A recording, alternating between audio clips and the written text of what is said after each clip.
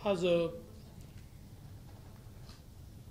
राज्यातल्या बँकर्सची बैठक झाली। स्टेट लेवल बँकिंग कमिटी जी या खरीपाच्या हंगामाकरता क्रेडिट प्लॅन तयार करते आणि पीक कर्जाच्या संदर्भातली स्ट्रॅटेजी ही डिसाइड करते। त्याची बैठक होती। त्या बैठकीमध्ये या वर्षाकरता 17-18चा जो खरीप सीझन आहे त्याकरता 54,000 कोटी रुपये पीक कर्ज आणि 23,000 कोटी रुपये टर्म लोन अशा प्रकारचा क्रेडिट प्लॅन हा मंजूर करण्यात आला आहे। मागील वर्षीच्या तुलनेत क्रॉप लोन जवळजवळ 3,500 कोटी रुपयाने जास्त यावर्षी प्लॅन करण्यात आला आहे। मागच्या खरीपाच्या आणि रबीचे जे काही टार्गेट्स होते ते 82% अचीव होऊ शकले आहे आणि त्यामध्ये विशेषतः औरंगाबाद, जळगाव, नागपूर, परभणी, पुणे, रायगड, सांगली आणि वर्धा या जिल्ह्यांनी 100% टार्गेट्स अचीव केलेले आहेत। काही जिल्हे थोडे मागे राहिले आहेत, त्यांनाही यावर्षी टार्गेट्स अचीव करण्याकरता प्रोत्साहित केलं जाईल। औरंगाबाद, जळगाव, नागपूर, परभणी, पुणे, रायगड, सांगली आणि वर्धा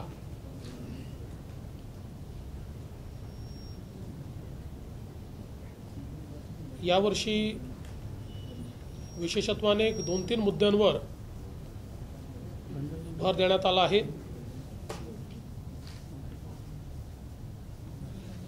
जवळजवळ 13 जिल्हा बँका अशा आहेत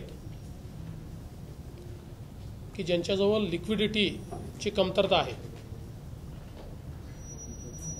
नाशिक सारखी बँक असेल, जळगाव सारखी बँक असेल,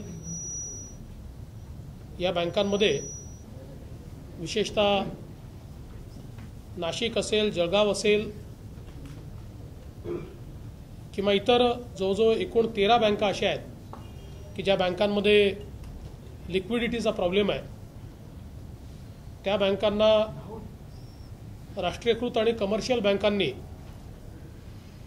आपलं एजंट म्हणून नेमावं आणि लिक्विडिटी उपलब्ध करून द्यावी आणि त्या माध्यमातून शेतकऱ्यांना कर्ज द्यावं अशा प्रकारचा निर्णय आज केलेला आहे। त्या संदर्भातली स्ट्रॅटेजी पुढच्या 7-8 दिवसांमध्ये तयार करण्याकरता SLBCचे चेअरमन, फायनान्स सेक्रेटरी आणि राज्य शिखर बँकेचे प्रमुख अशा तिघांची एक समिती तयार करण्यात आली आहे, जी 7 दिवसात याच्या संदर्भातली स्ट्रॅटेजी तयार करून या बँकांच्या थ्रू कसं काय आपल्याला शेतकऱ्यांना लेंडिंग करता येईल त्या संदर्भातला निर्णय हा केला जाईल।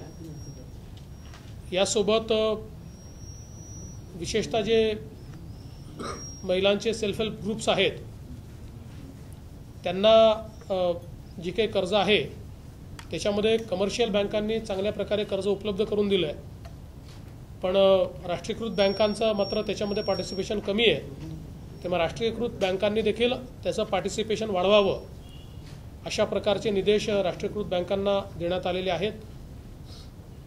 आणि त्याच्यात सगळ्यात महत्त्वाचं हे आहे की या जेवढे बचत गट आहेत त्यांनी 99% कर्ज परत केलेलं आहे। म्हणजे त्यांचं कर्ज परत करण्याची जी काही टक्केवारी आहे ती 99% आहे। त्यामुळे त्यांना अधिकचं कर्ज कसं मिळेल अशा प्रकारचा त्याचंही प्लॅनिंग आजच्या या बैठकीमध्ये हे करण्यात आलेलं आहे।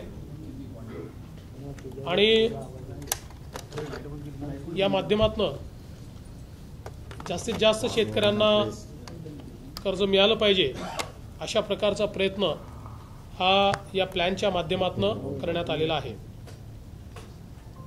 यासोबत राज्यामध्ये काही भागांमध्ये शेतकरी संप अशा प्रकारे आज एक आंदोलन सुरू झालेलं आहे। खरं म्हणजे या सर्व शेतकरी नेत्यांशी आम्ही सातत्याने चर्चा करतो आहोत, चर्चा करण्याचा प्रयत्न करतो आहोत, यापुढे देखील आम्ही चर्चा करणारच आहोत। आणि जे जे मुद्दे त्यांनी मांडलेले आहेत त्या मुद्द्यांच्या बद्दल सरकार पूर्णपणे सकारात्मक आहे, किंबहुना त्यातल्या अनेक गोष्टींवर सरकार कारवाई देखील करते आहे। आत्ता जो काही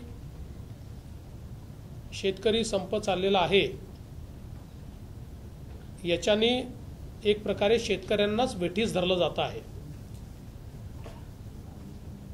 शेतकऱ्यांच्या भाज्यांचे ट्रक अडवणं, त्यांचं दूध अडवणं, यातनं शेतकऱ्यांचं अधिक नुकसान होणार आहे। आणि विशेषतः संप म्हटल्यानंतर हा व्हॉलेंटरी असायला हवा, मात्र काही प्रमाणात जाणीवपूर्वक शेतकऱ्यांचं दूध अडवलं जात आहे। काही दूध संघांनी आम्ही संकलन करणार नाही असं सांगितलं आणि या संकलन केलं नाही। खरं म्हणजे ज्या दूध संघांनी विशेषतः नगर जिल्ह्यातल्या संकलन केलेलं नाही त्या दूध संघाला माझं आव्हान आहे की त्या दूध संघाने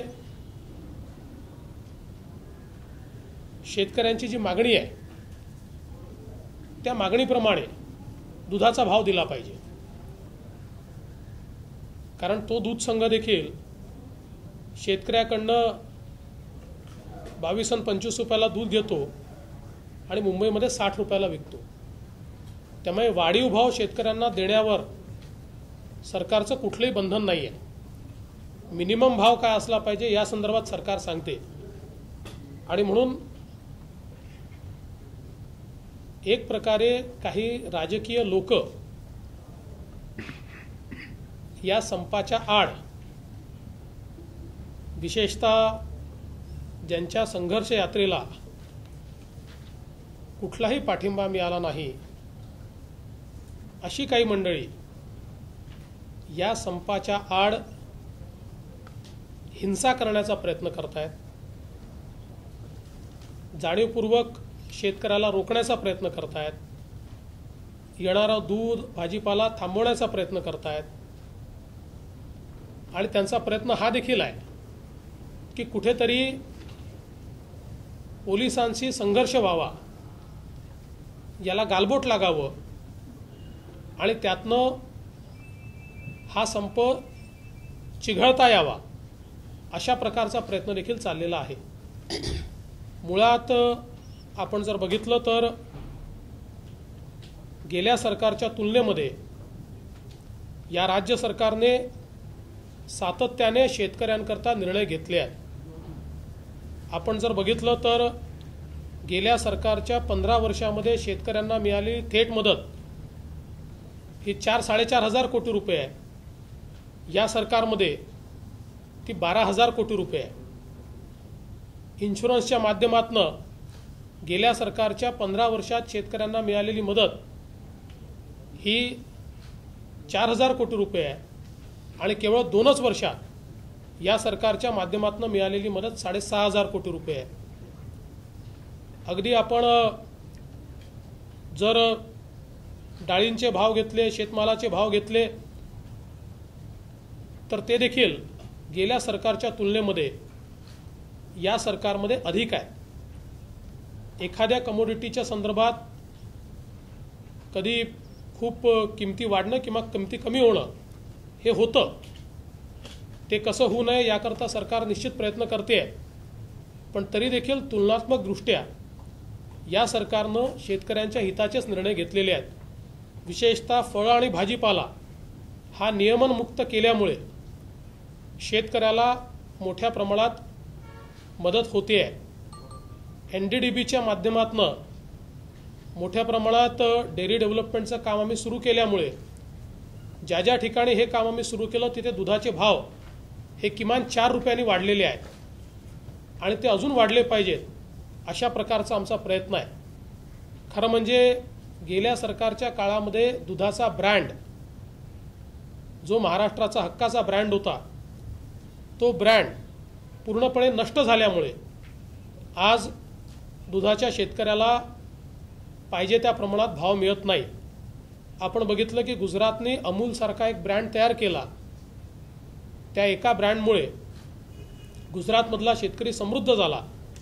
आमच्या इथे नेत्यांचे ब्रँड हे मजबूत आणि सरकारचा ब्रँड हा कमकुवत, नेत्यांचे दूध संघ हे तेजीत आणि शेतकऱ्याकडनं मात्र कमी दराने दूध घ्यायचं हे सातत्याने सुरू असल्यामुळे आज दूध उत्पादक शेतकऱ्यावर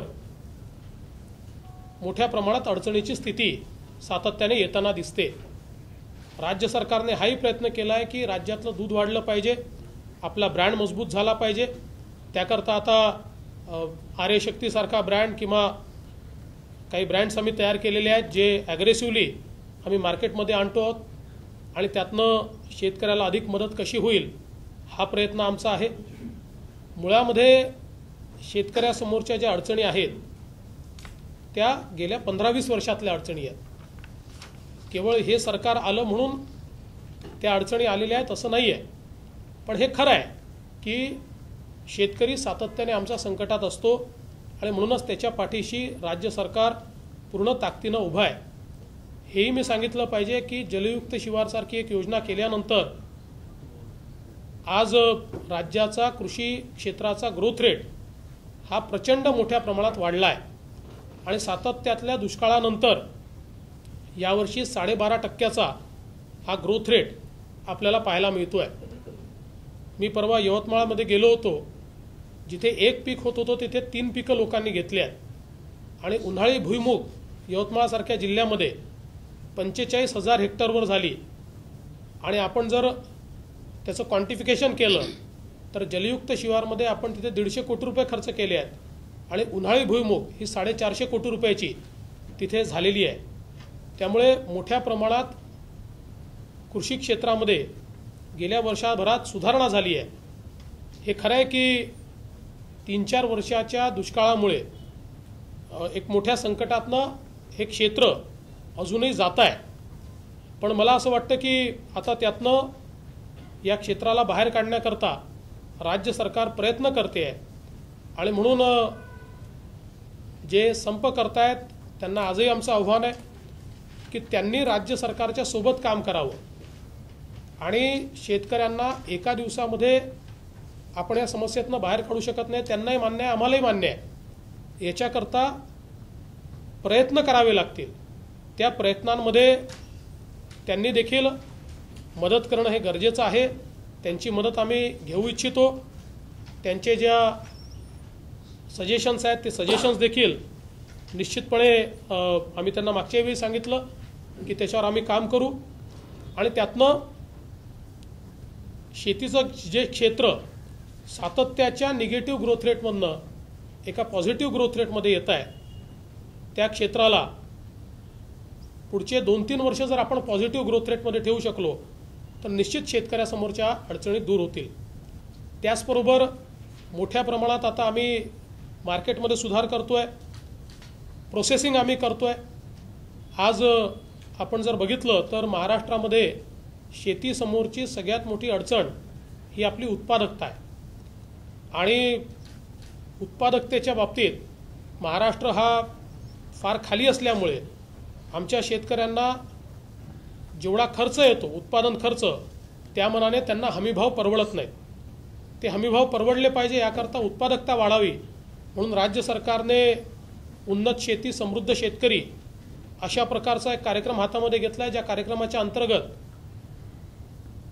मोठ्या प्रमाणात उत्पादकता वाढवायची आणि जेवढं जेनेटिक पोटेन्शियल असेल त्या पिकाचं तेवढा यील्ड आला पाहिजे अशा प्रकारे सर्व प्रकारची मदत ही शेतकऱ्याला करायची अशा प्रकारचा कार्यक्रम राज्य सरकारने हातामध्ये घेतलाय। त्यासोबत राज्य सरकारने गटशेतीचा एक उपक्रम हातामध्ये घेतलाय की ज्याच्यामध्ये 20 शेतकरी आणि 100 एकर जमीन एकत्रित आली तर राज्य सरकारच्या सगळ्या योजना या एकत्रितपणे त्या शेतकऱ्यांना देण्याच्या संदर्भातली गटशेतीची योजना आणली आहे। यांत्रिकीच्या संदर्भात शेतकऱ्यांचे गट स्थापित करून त्यांना मोठ्या प्रमाणात यांत्रिकी देऊन त्या माध्यमातून शेतीचं जे होल्डिंग छोटं झालं आहे त्याच्यामुळे जी परवडत नाही ती शेती परवडणारी होईल अशा करता हे गट स्थापन करण्याचा निर्णय घेतला आणि तसे गट देखील स्थापन करणं सुरू केलेलं आहे। विशेषतः आज जर महाराष्ट्रातल्या ग्रामीण भागात आपण जाऊन बघितलं तर सगळ्या दुष्काळी भागामध्ये किंवा जिथे पाणी कमी आहे हजारोच्या संख्येनं लोक हे स्वतः श्रमदान करून आपलं गाव जलयुक्त करतायत आणि जे गावं जलयुक्त होत आहेत त्या ठिकाणी मोठ्या प्रमाणात लोक पिकं घेत आहेत, फळ पिकं घेत आहेत। मी परवा सांगोल्याला गेलो होतो, आपल्यापैकी काही लोक तिथे होते।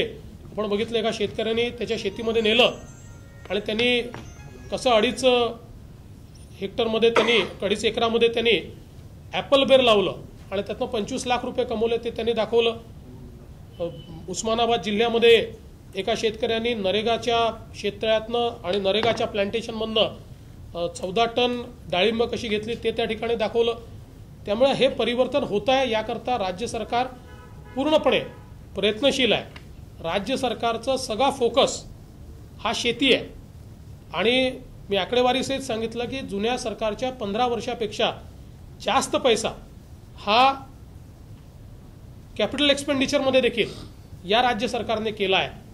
पण इतक्या वर्षातले ही शेती समोरची समस्या असल्यामुळे त्याला निश्चितपणे थोडासा वेळ लागतो आहे, तो लागणार आहे, पण त्याच्याकडे अतिशय सकारात्मकतेने राज्य सरकार पाहते आहे। एक मुद्दा सातत्याने कर्जमाफीच्या संदर्भात येतोय। या संदर्भात मी राज्य सरकारची भूमिका अतिशय स्पष्ट केलेली आहे की राज्यामध्ये 1,34,00,000 खातेदार शेतकरी आहेत। या 1,34,00,000 खातेदार शेतकऱ्यांपैकी 31 लाख शेतकरी असे आहेत की जे इन्स्टिट्यूशनल क्रेडिट लिमिटच्या बाहेर गेले आहेत, सिस्टीमच्या बाहेर गेले आहेत, म्हणजे जे कर्जबाजारी झाले आहेत, ज्यांना नव्याने कर्ज मिळत नाही। 1 कोटी किंवा त्यातले 90 लाख असेल, 10 लाख समजा ऋण घेत नाहीत, पण 90 लाख शेतकरी असे आहेत की जे कर्ज घेतात आणि नियमित भरतात। त्याच्यामुळे या 31 लाख लोकांना सिस्टीममध्ये परत आणायचं असेल तर त्यांच्या संदर्भातला कर्जाचा आपल्याला विचार करावा लागेल आणि राज्य सरकार तो सकारात्मक विचार करते आहे। त्याच्या संदर्भात आम्ही ACSची कमिटी तयार केली आहे, त्यांनी त्या संदर्भातल्या काही उपाययोजनांचा विचार केलेला आहे। आजही SLBCमध्ये त्या संदर्भातली चर्चा झाली आहे। त्यामुळे तो जो काही निर्णय आहे तो राज्य सरकार या 31 लाख लोकांकरता घेईल आणि यातही मला सांगितलं पाहिजे की हे 31 लाख लोक जे कर्जात गेलेले आहेत यातले 60% लोक किंवा त्यापेक्षा जास्त हे 2012-13तले आहेत, म्हणजे त्यांना त्याही काळामध्ये लोन मिळालेलं नाही, 13-14 मध्ये लोन मिळालेलं नाही। 12-13च्या काळामध्ये जवळजवळ यातले 60 ते 70% लोक हे कर्जबाजारी झालेले आहेत, पण त्यांना आता आपल्याला कर्जाच्या नेटमध्ये आणावं लागेल आणि एक प्रकारे अशी जी भावना तयार केली जाते की सरसकट कर्जमाफी होणार आहे, तर हे कुठल्याही सरकारला शक्य नाही सरसकट कर्जमाफीचं। ज्यावेळेस UPAच्या सरकारनं कर्जमाफी केली होती त्यावेळेस महाराष्ट्रामध्ये फक्त 7,000 कोटी रुपयाची कर्जमाफी झाली होती आणि 30 लाख शेतकऱ्यांची कर्जमाफी झाली होती। तेव्हा महाराष्ट्रातले खातेदार शेतकरी 1,24,00,000 होते आणि त्यातले 31 लाख लोकांची कर्जमाफी झाली होती। UPमध्ये 2.5 कोटी शेतकरी आहेत, त्यातल्या 70 लाख शेतकऱ्यांची जे अशाच प्रकारे इन्स्टिट्यूशनल क्रेडिट सिस्टीमच्या बाहेर गेले आहेत त्यांची कर्जमाफी झालेली आहे। तेच आपण आंध्र प्रदेश किंवा तेलंगणात बघितलं, तिथेही जे इन्स्टिट्यूशनल क्रेडिट सिस्टीमच्या बाहेर गेले आहेत त्यांची कर्जमाफी झाली आहे। पण हे जे काही 90 लाख 1 कोटी लोक जे नियमित कर्ज भरतायत त्यांच्यामध्येही अशी भावना तयार करण्यात येते आहे की तुमची कर्जमाफी होणार आहे त्यामुळे तुम्ही कर्ज भरू नका। मला असं वाटतं की अशा प्रकारची भावना तयार करणे चुकीचं आहे। याचं कारण एकूण जर या कर्जाचा विचार केला तर 1,34,000 कोटी रुपयाचं कर्ज आहे आणि एवढं राज्य सरकारचं उत्पन्नच नाही आहे। जर आपण एकूण सगळा कमिटेड एक्सपेंडिचरचा विचार केला तर. त्यामुळे ही जी काही भावना तयार करून जे नियमित कर्ज भरतात त्यांनी कर्ज भरू नये अशा प्रकारे जी काही एक सिस्टीम तयार केली जाते त्यांनी त्या शेतकऱ्यांचंही नुकसान होणार आहे, त्यांनी बँका देखील अडचणीत येणार आहेत. आणि म्हणून मला असं वाटतं की या संदर्भातही अतिशय स्पष्टता गेली पाहिजे. हे जरूर आहे की मी विधानसभेतही सांगितलं की ज्यावेळेस या 31 लाख लोकांचा आम्ही विचार करू त्यावेळी जे नियमित कर्ज भरणारे आहेत त्यांनाही काही ना काही सवलत मिळाली पाहिजे हा विचार निश्चित राज्य सरकार करेल. आणि म्हणून या प्रत्येक बाबतीमध्ये या 31 लाख लोकांना सिस्टीममध्ये, आणि पुन्हा एकदा सांगतो की हे 31 लाख लोक हे सरकार आल्यानंतर सिस्टीमच्या बाहेर गेलेले नाही आहेत. हे जुन्या सरकारमध्येच यातले जवळजवळ 70% लोक किंवा त्यापेक्षा जास्त हे जुन्या सरकारमध्येच सिस्टीमच्या बाहेर गेलेले आहेत. आणि त्यावेळी त्यांना सिस्टीममध्ये परत आणण्याकरता कुठलाही विचार करण्यात आलेला नाही. पण हा राज्य सरकार मात्र त्या संदर्भातला विचार करते आणि त्या संदर्भात जी काही योजना आहे ती योजना आम्ही निश्चितपणे जनतेपुढे घेऊन जाऊ आणि त्या योजनेतनं त्या शेतकऱ्यांना देखील मदत करू. मला असं वाटतं एक तुरीचा मुद्दा देखील सातत्याने मांडला जातो आणि हे देखील मला अतिशय स्पष्टपणे सांगितलं पाहिजे की एकूण आपण जर बघितलं तर राज्यामध्ये 20 लाख टन तूर तयार झाली आणि याच्यातली जवळजवळ 6 लाख टन तूर ही राज्य सरकारने खरेदी केली आहे. हा रेकॉर्ड आहे. हा रेकॉर्ड याकरता आहे की यापूर्वी UPAच्या सरकारनं, आघाडीच्या सरकारनं देखील अशाच प्रकारची योजना तयार केली होती. त्यावेळेस साधारण 13 ते 14 लाख टन ही तूर होती आणि 13 ते 14 लाख टन तूर असताना 15 मार्चला त्या सरकारनं खरेदी केंद्र बंद केले होते आणि एकूण खरेदी केवळ 20,000 टन केली होती. 20,000 टन, 1 लाख टन हे नाही. आणि आता 6 लाख टनाची खरेदी ही तुरीची जवळपास म्हणजे 5 लाख टन झाली आणि 6 लाख टनापर्यंत ती जाईल. आणि आजच आम्ही पुन्हा केंद्र सरकारला विनंती केलेली आहे की त्यांनी 15 जूनपर्यंत याला वाढ द्यावी आणि मला विश्वास आहे की केंद्र सरकार 15 जूनपर्यंत त्याला वाढ देईल. त्यामुळे शेतकऱ्याच्या पाठीशी राज्य सरकार हे पूर्णपणे उभं आहे. या अडचणीतनं राज्य सरकार निश्चितपणे वाट काढते आहे आणि म्हणून माझी पुन्हा एकदा जे संप करतायत त्यांना विनंती आहे की आपल्या शेतकऱ्याला या ठिकाणी वेठीस धरायच्या ऐवजी सरकारसोबत त्यांनी चर्चा करावी, सरकारसोबत त्यांनी काम करावं आणि शेतकऱ्याला कर्जमुक्त कसं करता येईल आणि शेतकऱ्याची शेती परवडणारी कशी होईल, ती शाश्वत कशी होईल या संदर्भात प्रयत्न करावा. अर्थात बहती गंगा में हात धुणं असं ज्याला म्हणतात असे काही राजकीय पक्ष त्याच्यामध्ये करतायत आणि त्यांचा हा प्रयत्न आहे की हे अधिक चिघळावं आणि हे याच्या पाठीमागे अजून शेतकऱ्यांना त्रास व्हावा. पण मला असं वाटतं की जे खरे शेतकऱ्यांचे नेते असतील ते सुज्ञ आहेत आणि ते निश्चितपणे सरकारसोबत बसून याच्यात तोडगा काढतील. आजचा जो संप आहे त्याच्यामध्ये नाशिक आणि नगर फाटा जो आहे त्या ठिकाणी मोठ्या प्रमाणात आंदोलन झालेलं आहे. नाशिक जिल्हा असेल, पुणे जिल्हा असेल, नगर जिल्हा असेल यात काही ठिकाणी आंदोलनं झालेली आहेत. काही बाजार समित्या बंद आहेत. मराठवाड्यात 1-2 ठिकाणी आंदोलनं झालेली आहेत. एकूण आता तसं वातावरण पीसफुल आहे पण काही ठिकाणी पोलिसांवर दगडफेक देखील झालेली आहे आणि मला असं वाटतं की शेतकऱ्यांचे नेतेही दगडफेक करणार नाहीत. या दगडफेकीच्या पाठीमागे निश्चितपणे हे आंदोलन चिघळलं पाहिजे अशा प्रकारची मानसिकता असलेले काही पक्षांचे कार्यकर्ते हे निश्चितपणे आहेत. हे विरोधक राज्यामध्ये शहरांसाठी काहीतरी म्हणजे उपाययोजना केल्यात का? पुरवठा जो कमी होणार आहे त्याच्यामुळे शहरावरती परिणाम होतील. आज तरी कुठेही तुतवडा नाही आहे आणि मला विश्वास आहे की आम्ही जे आंदोलक आहेत त्यांच्यासोबत चर्चा करून यातनं मार्ग काढू. काळा बाजार वाढण्याच्या करून जे काही आता स्टॉक बाजारात आहे ती भीती वाटते त्याच्यावरती काही रोखण्याचा नाही. पणन विभागाने याच्याकडे पूर्ण लक्ष ठेवलेलं आहे. किती माल आलेला आहे याची माहिती पणन विभाग सातत्याने घेतो आहे. कुठे कमतरता असेल तर ती कमतरता दूर करण्याचं काम केलं जाईल. 31 लोकांना तुम्ही सांगितलं, 31 लाख लोकांना सांगितलं की तुम्ही एक योजना करताय, ती कर्जमाफी होणार की त्यांना रिस्ट्रक्चरिंग होणार? असं आहे, त्यांना जर आपल्याला इन्स्टिट्यूशनल क्रेडिट सिस्टीममध्ये आणायचं असेल तर त्यांच्या जुन्या कर्जाचा विचारच करावा लागेल.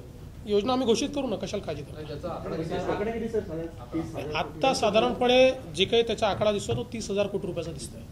सर, दुसरा विषय असा आहे की शेतकऱ्यांची मूळ मागणी कर्जमाफी तर आहेच आहे, परंतु त्याबरोबर जी मार्केटमध्ये जी काही मध्यस्थांची, दलालींची, आडत्यांची जी काही त्यांना त्रास होतो तो सगळ्यात मोठा त्रास आहे आणि तो मोडीत काढावा ही सरकारकडून सगळ्यात मोठी अपेक्षा आहे. तर आता त्याबद्दल एपीएमसी मार्केट असतील या बाजार समिती असतील ती मध्यस्थांची नाही, दोन गोष्टी त्यातल्या महत्त्वाच्या आम्ही केलेल्या आहेत. एक पहिली महत्त्वाची गोष्ट अशी की आम्ही फळं आणि भाजीपाला हा बाजार समितीच्या नियमनातनं बाहेर काढला आहे. आता ही मागणी येते आहे की धान्य कडधान्य देखील त्यातनं बाहेर काढावं. त्याही संदर्भात राज्य सरकार विचार करते आहे, त्याचाही निश्चितपणे आम्ही निर्णय करू. दुसरी गोष्ट अशी की या जुलैच्या अधिवेशनात आम्ही कायदा आणतो आहे की हमी भावापेक्षा कमी भाव देणं हा कायदेशीर गुन्हा ठरेल अशा प्रकारचा कायद्यामध्ये स्पष्ट तरतूद. आजही ते चुकीचं आहे पण त्याला डिफाईंड गुन्हा नाही आहे, त्यामुळे त्याला डिफाईंड गुन्ह्याच्या संज्ञेमध्ये आणण्याकरता कायद्यामध्ये बदल करण्याचा आम्ही निर्णय घेतला. पण 31 लाख लोकांची योजना ती किती दिवसात साधारणपणे होईल? योग्य वेळी करू आम्ही, त्याची कारवाई चालली आहे. प्रामुख्याने कर्जमाफी आज शिवसेनेने पुन्हा एकदा मागणी केली की कर्जमाफी करावी आणि त्यांनी आमच्या या संपाला पाठिंबा दिला आहे. दुसरीकडे राजू शेट्टीने सुद्धा 1 महिन्याचा अल्टिमेटम नाही, आता कोणी पाठिंबा द्यायचा कोणी विरोध करायचा या संदर्भात मी काही बोलत नाही. मुळामध्ये शेतकऱ्यांच्या पाठीशी सरकार ताकदीनं उभं आहे आणि मला असं वाटतं की शेतकऱ्यांच्या प्रश्नावर राजकारण करण्याच्या ऐवजी शेतकऱ्यांच्या प्रश्नावर सगळ्यांनी पुढे येऊन त्यातनं मार्ग काढला पाहिजे. शेतकऱ्यांचा प्रश्न हा काही एकट्या सरकारचा नाही आहे, तो राज्याचा प्रश्न आहे आणि राज्याच्या प्रश्नावर राजकारण करणं आणि तेही शेतकऱ्याच्या प्रश्नावर राजकारण करणं हे योग्य नाही, त्यामुळे कोणीच करू नये. तुम्ही कर्जमाफीची मागणी करत होता त्यावेळेला काँग्रेस राष्ट्रवादीचं सरकार त्याला विरोध करत होतं. आता ते विरोधात आहेत, ते मागणी करताय, मात्र आपण कर्जमाफीचा निर्णय घेत नेमकं. पहिली गोष्ट आमची मागणी नेमकी काय होती त्यावेळी ती आपण बघा, यांची मागणी काय ती आपण बघा. आणि आम्ही कर्जमाफीला नाही म्हटलेलं नाही. आम्ही अतिशय स्पष्टपणे म्हटलं आहे की हे जे 31 लाख लोक आहेत यांच्याकरता आम्ही योजना तयार करतो. स्वामीनाथन आयोगाच्या शिफारसी लागू का 1.5 भाव मिळाला पाहिजे हमी भाव, तर त्याबाबत नेमकं सरकार काय करते? स्वामीनाथन आयोगाच्या ज्या शिफारसी आहेत 1.5 भावाच्या, तो विषय जरी केंद्र सरकारच्या अखत्यारीत असला तरी देखील आपण जर त्याच्या मुळात गेलो तर ते लागू करून महाराष्ट्राला किती फायदा होईल याचे विचार आपण केला पाहिजे. याचं कारण महाराष्ट्राची उत्पादकता कमी आहे. स्वामीनाथन यांनी सांगितलं की वेटेड ॲव्हरेज काढून त्याच्या 50%. आता वेटेड ॲव्हरेजच्या 50% म्हणजे देशभरातली जी इनपुट कॉस्ट आहे, जी काही आपला उत्पादन खर्च आहे, त्या उत्पादन खर्चाचं ॲव्हरेज निघतं आणि त्याच्यावर आधारित किमती ठरतात. हमीभावही त्याच्यावर आधारित ठरतो. आता ज्यावेळेस आपली प्रॉडक्टिव्हिटी लो असते, उत्पादकता लो असते, त्यावेळी आपल्याला तो हमीभाव परवडत नाही, कारण आपली इनपुट कॉस्ट जास्ती होते, उत्पादन खर्च जास्ती असतो. एक उदाहरण द्यायचं झालं तर आपण कापसाच्या संदर्भात बघितलं तर आपलं जे काही ॲव्हरेज आहे ते 11 क्विंटलपासून 22 क्विंटलपर्यंत आहे आणि आपल्याला खर्च समजा त्याचा 35,000 रुपये आहे. गुजरातमध्ये 22 क्विंटलपासून 40 क्विंटलपर्यंत आहे आणि खर्च 42,000 रुपये आहे. म्हणजे 7,000 रुपये खर्च वाढला पण उत्पादकतेमुळे त्यांचं इन्कम दुप्पट झालं. त्यामुळे त्यांच्याकरता इनपुट कॉस्टच्या 50%पेक्षा जास्त त्यांना प्रॉफिट मिळतो आहे त्याच हमीभावामध्ये आणि आपल्याला तो मिळत नाही आहे. आणि म्हणून हा जो काही स्वामीनाथनांचा फॉर्म्युला हा महाराष्ट्राच्या फायद्याचा तेव्हाच होईल जेव्हा महाराष्ट्रामध्ये आपण उत्पादकता वाढवू. ही उत्पादकता वाढवण्याकरताच आता आमचा प्रयत्न आहे. उत्पादकता वाढवायची असेल तर पाणी शाश्वत दिलं पाहिजे, सिंचन दिलं पाहिजे, वीज दिली पाहिजे. या सगळ्या गोष्टी आता आम्ही सोलर फीडरची योजना आणली आहे ज्यातनं शाश्वत वीज कशी देता येईल हा प्रयत्न आमचा चाललेला आहे. ड्रीप इरिगेशनची अतिशय ॲग्रेसिव्ह योजना आम्ही हातामध्ये आणली आहे. खरं म्हणजे गेल्या सरकारने ड्रीप इरिगेशनच्या संदर्भात जी सबसिडी ठेवली होती त्यांच्या 3 वर्षातली म्हणजे 5 वर्षातले 3 वर्ष सबसिडीज दिली नाही, ती सबसिडी देखील आमचं सरकार आल्यावर आम्ही दिली. आणि आता आमची नवीन योजना आम्ही आणलेली आहे ज्यात जी काही आमची उन्नत शेतीची जी काही योजना आहे समृद्ध शेतकरी या योजनेमध्ये सगळ्यात जास्त आम्ही ड्रीप इरिगेशनवर भर दिलेला आहे कारण त्यातनं उत्पादकता वाढणार आहे, त्यातनं उत्पादन खर्च कमी होणार आहे. सर तुम्ही 54,000 कोटींचं ड्रॉप लोन मंजूर केलं म्हणून सुरुवातीला सांगितलं तर सगळ्या कोऑपरेटिव्ह बँकांमध्ये 8,000 कोटी पडून आहेत जुनी करन्सी, तर त्याच्यातनं शेतकऱ्यांना आता म्हणजे लोन देण्याची त्यांची क्षमता नाही आहे त्याच्यामध्ये, त्याच्यावर काही डिस्कशन नाही. त्या संदर्भात तो केंद्र सरकारच्या अखत्यारीतला मुद्दा आहे. या काही महाराष्ट्रातल्या बँकात नाही, देशभरातल्या बँकांमध्ये मिळून 8,000 कोटी आहे. त्यातल्या महाराष्ट्रातल्या बँकांमध्ये 3-4 बँकांमध्ये काही पैसा आहे त्यातली पुणे DCC असेल, नाशिक असेल, त्याच्यानंतर जळगाव असेल, याच्यामध्ये आहे. त्यानंतर केंद्र सरकार जे काही मार्ग आहे तो काढते आहे. पण हा क्वांटम आपल्याला जो क्रॉप लोन द्यावा लागतो त्यापेक्षा खूप कमी आहे. म्हणजे क्रॉप लोन आपल्याकडे हा, मी आधीच जसं सांगितलं की प्रश्न हा आहे की लिक्विडिटीचा क्रंच आहे त्यांच्याकडे, आणि म्हणून आता नॅशनलाइज बँकांनी हे बॉरोअर्स टेकओव्हर करावे आणि त्यांनी एजन्सी म्हणून या बँकांना वापरावं आणि यांच्या माध्यमातून लेंडिंग करावं, जेणेकरून इन्फ्रास्ट्रक्चर यांचं, माणसं यांची आणि कॅपिटल नॅशनलाइज किंवा कमर्शियल बँकांचा असा मार्ग काढायचा प्रयत्न आम्ही करतो. संपामुळे आज संप आज झाला आणि मुंबईकरांना आज मिळाले, परंतु हा संप जर सुरू राहिला तर उद्या परवा मुंबईकरांना प्रॉब्लेम होईल. एकूणच शहरी भागामध्ये त्याच्या संदर्भात काही उपाययोजना त्याच्या काही उपाययोजना आम्ही केलेल्या आहेत, पण त्यासोबत हा संप फार काळ चालणं हे शेतकऱ्यांच्या हिताचं नाही. याच्यात सगळ्यात जास्त नुकसान हे शेतकऱ्यांचं होत आहे. कारण यावेळी थोडं पावसानेही साथ दिली, जलयुक्षारची कामं झाली, त्यामुळे शेतकऱ्यांना उत्पादन झालेलं आहे, दुष्काळातनं ते बाहेर आलेले आहेत. अशा परिस्थितीमध्ये आज जर त्यांचं दूध असेल, भाजीपाला असेल, या सगळ्या गोष्टी या जर मार्केटमध्ये येऊ शकल्या नाही तर त्याचं नुकसान शेतकऱ्याला होत आहे. आणि म्हणून ते होऊ नये म्हणून आमचा प्रयत्न आहे की लवकरात लवकर यातनं मार्ग निघाला पाहिजे. आम्ही चर्चेची ओपन त्यांना ऑफर दिलेली आहे. आज स्वतः पांडुरंग फुंडकर साहेब त्यांच्याशी बोलले, सदाभाऊ खोत त्यांच्याशी बोललेले आहेत, आणि आमचा प्रयत्न आहे म्हणजे चर्चेकरता आमची दारं उघडी आहेत. सरकार कुठल्याही प्रकारे कुठला इगो घेऊन बसलेलं नाही. चर्चा निश्चित करू, मार्ग देखील काढायची सरकारची पूर्ण तयारी आहे. फक्त याच्यामध्ये शेतकऱ्याच्या हिताकरता विचार झाला पाहिजे. दोन दिवसापूर्वी चर्चा झाली होती. आज तरी नाही आहे. 2 दिवसापूर्वी त्यांच्याबरोबर चर्चा झाली होती, पण त्यांचं म्हणणं आहे की जोपर्यंत कर्जमाफी होत नाही तोपर्यंत आम्ही चर्चा पुढे करणार नाही. असं आहे की त्या संदर्भात अतिशय स्पष्ट भूमिका मी मांडल्यानंतर आता जर शेतकऱ्यांना वेठीस धरलं जात असेल तर मला असं वाटतं की मग आपण शेतकऱ्यांकरता करतो आहोत की कुठल्या गोष्टीकरता करतो आहोत हा प्रश्न समोर येतो. मला असं वाटतं की शेतकऱ्यांच्या हिताचा विचार करून राज्य सरकारसोबत चर्चा झाली पाहिजे. तुम्ही शेतकऱ्यांच्या चर्चेची दारं ओपन आहेत म्हणतात, पण तुमच्यासोबत राजू शेट्टी सत्तेमध्ये शिवसेना सोबत तुम्हाला साथ देत नाही, तुम्ही एकटे पडल्या वाटते कुठे त्यांची साथ मिळणं अपेक्षित होतं? नाही, एकटं वगैरे पडण्याचं काही कारण नाही आहे. राज्य सरकार चालवणं ही सगळ्यांची जबाबदारी आहे. काही लोक ती जबाबदारी मान्य करत नसतील तरी देखील आम्हाला तर आमच्या जबाबदारीला पार पाडावंच लागेल, आम्ही ती पार पाडू. बतौर मुख्यमंत्री आपको क्या लगता है कि ये किसान आंदोलन कितने दिन चलेगा और हिंसा के पीछे स्पष्ट रूप से कौन है? देखिए, मूल रूप से किसानों का आंदोलन जो शुरू हुआ है, आज हमने देखा कि विशेष रूप से नगर जिला, पुणे जिले का कुछ भाग और नासिक जिले में ये प्रखरता से हुआ है. मराठवाड़ा के 1-2 गाँव में वो हुआ है, कुछ कृषि उत्पन्न बाजार समितियों में हुआ है, और कुल मिलाकर वो पीसफुल रहा है. लेकिन कुछ जगह थोड़ा सा पत्थरबाजी भी हुई है. मैं ऐसा मानता हूँ कि किसानों के नेता ऐसी पत्थरबाजी नहीं कर सकते. निश्चित रूप से कुछ राजनीतिक पार्टी के कार्यकर्ताओं ने इसकी आड़ में पत्थरबाजी करने का प्रयास किया है, और जो राजनीतिक पार्टियां इससे पहले आंदोलन करके फेल हुई और उनके आंदोलन को किसानों ने कोई प्रतिसाद नहीं दिया, ऐसी कुछ राजनीतिक पार्टियां भी इसके पीछे ये कैसे ज़्यादा कॉम्प्लिकेट हो, ये कैसे और इसमें कॉन्फ्लिक्ट तैयार हो, इसका प्रयास कर रहे हैं. लेकिन हम लोग लगातार नेताओं से बातचीत करने की कोशिश कर रहे हैं, और मुझे लगता है कि ये जो हड़ताल चल रही है इसका सबसे बड़ा नुकसान अगर किसी को हो रहा है तो किसानों को हो रहा है, क्योंकि किसानों का दूध है, किसानों की सब्जियां, उसको रोका जा रहा है.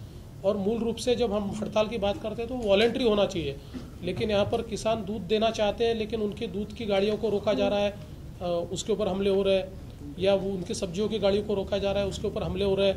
तो मुझे लगता है कि ये किसानों के हित में नहीं हो रहा है. सरकार के दरवाजे पूरे तरीके से खुले हैं.